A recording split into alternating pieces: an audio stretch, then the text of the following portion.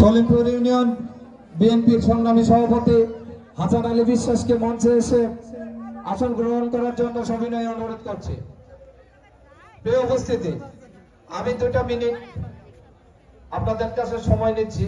আমাদের 9টা ওয়ার্ড থেকে যাদের অক্লান্ত পরিশ্রমে আজকের এই অনুষ্ঠান আপনাদেরকে উপহার দেওয়া হচ্ছে, আমি তাদের নাম ঘোষণা করব।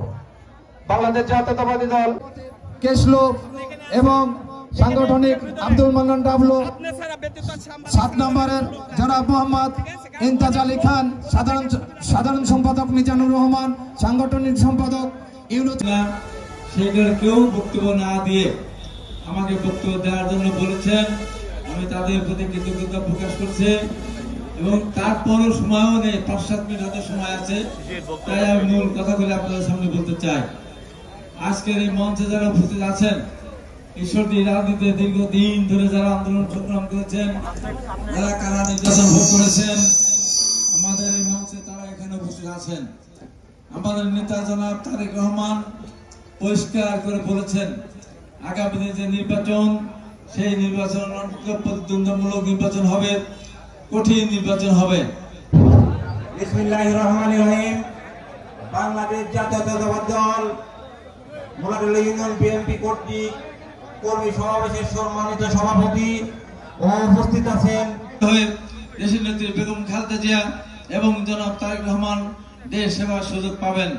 আমাদের নেতা জনাব তারেক রহমান আগামী দিনের বাংলাদেশ সম্বন্ধে ইতিমধ্যেই বলেছেন, আগামী দিনে বাংলাদেশ হবে আমার কৃষকদের বাংলাদেশ।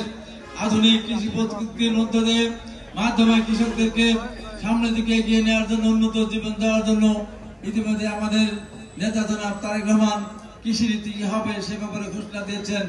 আমাদের এই দেশকে চিকিৎসা নেই, সরকারি হাসপাতালগুলো দেখা যায় সেখানে কোনো চিকিৎসক নেই, ডাক্তার ঠিক মতো বসে না, সরকার যে ওষুধ দেওয়া হয় সেই ওষুধগুলি বাইরে অনেক বিক্রি করে দেওয়া হয়। প্রকৃতপক্ষে যারা রোগী তারা চিকিৎসা পান না।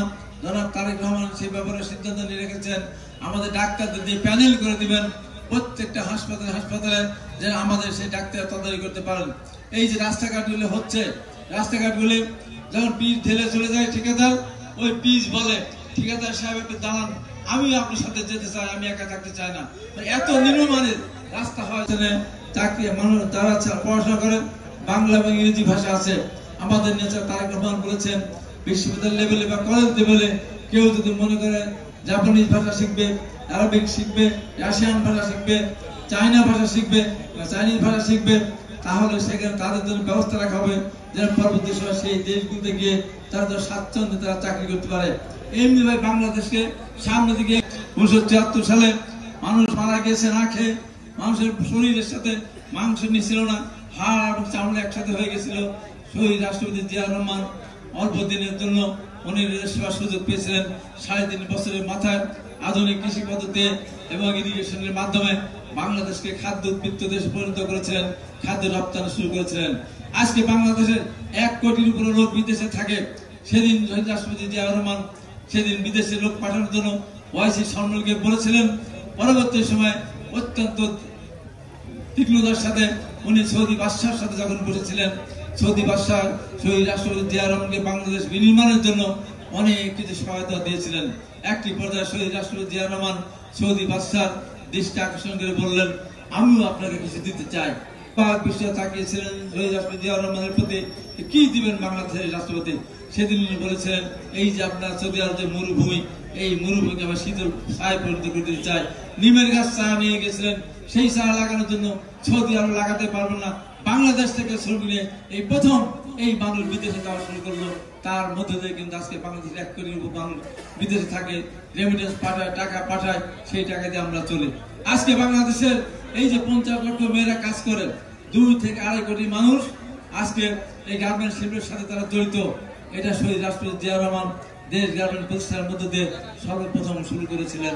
আজকে আমাদের বিরুদ্ধে যারা কথা বলে, তারা একটা কথাও বলতে পারবে না। তারা এই দেশে এক সম্মান ছিল, তাকে বলা হয় চান্স মুক্তিযোদ্ধা, পাকিস্তান চমর বলা হতো। আওয়ামী লীগ 3.5 বছর করেনি।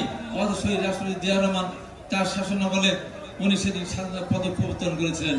বলে জিয়া রহমান বাংলা লিখতে পারে না, পড়তে পারে না, বাংলা ভাষার প্রতি অনীহা ছিল, অথচ আওয়ামী লীগ 3.5 বছর করেনি। শহীদ রাষ্ট্রপতি জিয়া রহমান সেদিন 21 পদক প্রবর্তন করেছিলেন। আমাদের নেত্রী এই হলো অবস্থা, আজান হয়ে গেছে। মোট কথা আমরা দেশটাকে সামনের দিকে এগিয়ে নিতে চাই, সামনের দিকে আমরা বাংলাদেশকে আধুনিক কৃষি নির্ভরশীল এবং শিল্প নির্ভরশীল দেশ হিসেবে গড়ে তুলতে চাই। এই জন্য আগামী দিনে আপনাদের পাশে আমরা আছি, আমাদের পাশে আপনারা থাকবেন এই প্রত্যাশা ব্যক্ত করে আপনাদের সবার ধন্যবাদ জানিয়ে সুস্বাস্থ্য কামনা করে আমি আমার বক্তব্য শেষ করছি। শহীদ জিয়া অমর হোক, দেশনেত্রী বেগম খালেদা জিয়া জিন্দাবাদ, আগামী দিনে রাষ্ট্রনায়ক দলের ভারপ্রাপ্ত চেয়ারম্যান তারেক রহমান জিন্দাবাদ জিন্দাবাদ।